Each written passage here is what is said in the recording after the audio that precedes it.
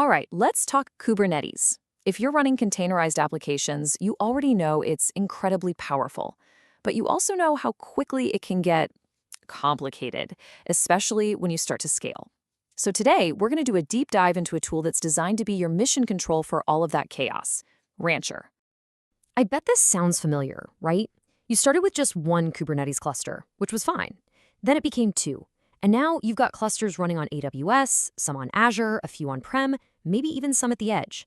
And all of a sudden, the very thing that was supposed to make life simpler has just created this whole new web of complexity. How on earth do you keep all of that secure, consistent, and actually manageable? So here's how we're going to break it all down. First, we'll really nail down what the management challenge is. Then we'll see how Rancher steps in to be that central hub to solve it. After that, we're going to map out the competition, get into the real numbers on cost, and then wrap it all up with a clear guide to help you figure out the best path forward. Okay, let's get right into it. Because to really appreciate what tools like Rancher do, you first have to have a healthy respect for the problem itself. Trying to manage container orchestration when it's not just in one tidy little box, but literally everywhere.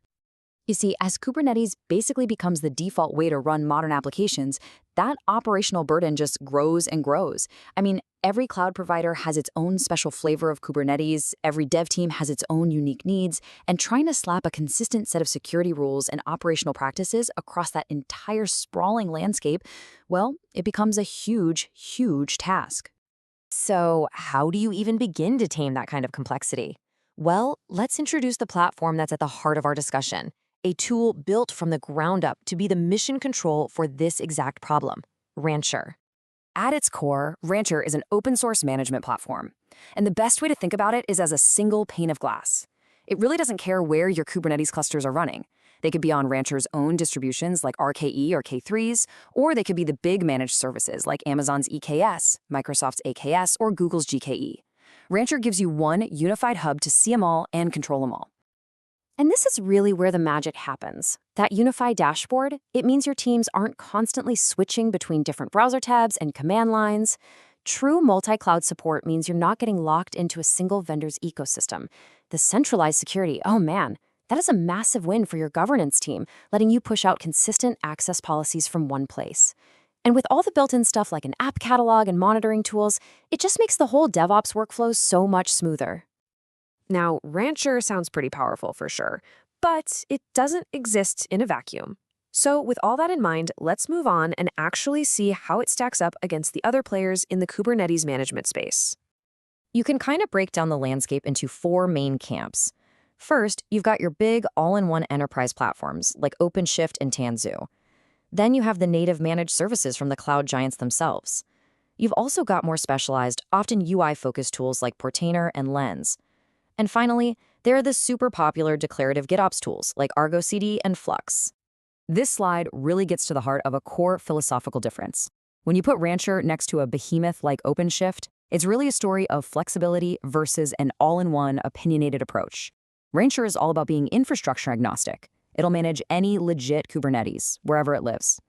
OpenShift, on the other hand, while super powerful, is a complete opinionated platform, which often means higher costs and a much deeper vendor lock-in.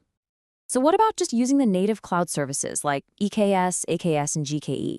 They are fantastic, no doubt about it, with incredibly deep integration into their own cloud. But, their greatest strength is also their biggest weakness. They are designed to keep you happily inside their ecosystem. And here's the crucial point. Rancher doesn't really compete with them. It complements them. You can use Rancher to manage all three of them, giving you that single control plane across all the clouds. Okay, this brings us to a topic that is critical in any big tech decision: money. It's time to shift gears from features to finance, because truly understanding the total cost of ownership, or TCO, is absolutely essential. And when we talk about TCO, we're talking about so much more than just the sticker price on a license or subscription. It's the whole picture. It's the cost of the servers you're running it on, it's the salaries of the skilled engineers you need to manage it, it's the time and money spent training them, and it's all those other little operational costs that never show up on the first invoice. And just look at this table. The way these different platforms charge you is all over the map. You've got subscription models like Rancher Prime and OpenShift, which are usually based on the number of nodes or cores you're running. Then there are the pay-as-you-go cloud services that scale up and down with your usage. And then you have models like Canonicals, where the core software is free, but you pay for support. The big takeaway here is that there is no single cheapest option. It completely depends on your scale and your specific use case. So where can Rancher actually help you bring that total cost down? Well, first and foremost, by making management simpler, it skyrockets your operational efficiency. Just think about it, taking the time to provision a new cluster from a few hours of painstaking manual work down to a few clicks. That's a direct TCO saving in your engineer's valuable time. It also lets you optimize your infrastructure, maybe by running on cheaper bare metal. And finally, that freedom from vendor lock-in gives you the long-term flexibility to always choose the most cost-effective solution for the job. But let's be realistic here. No solution is a magic wand. Even if you're using the open source version of Rancher, you have to factor in these so-called hidden costs. You'll need a dedicated Kubernetes cluster just to run the Rancher management server itself.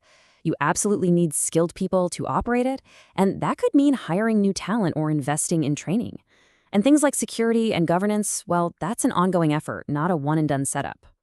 All right, so we've looked at the challenge, we've looked at Rancher as a solution, we've sized up the competition, and we've talked about the cost.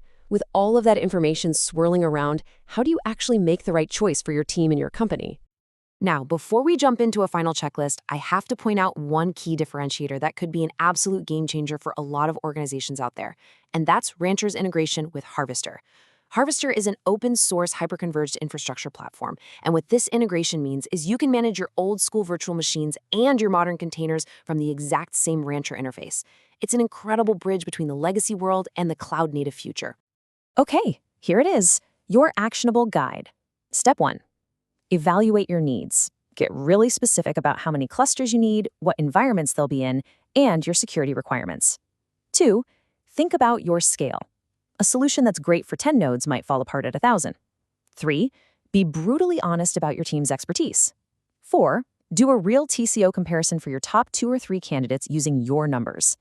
And finally, step 5, and this is crucial, always start with a pilot project. There is just no substitute for getting your hands dirty. Ultimately, what this all comes down to is this simple truth. There is no magic bullet.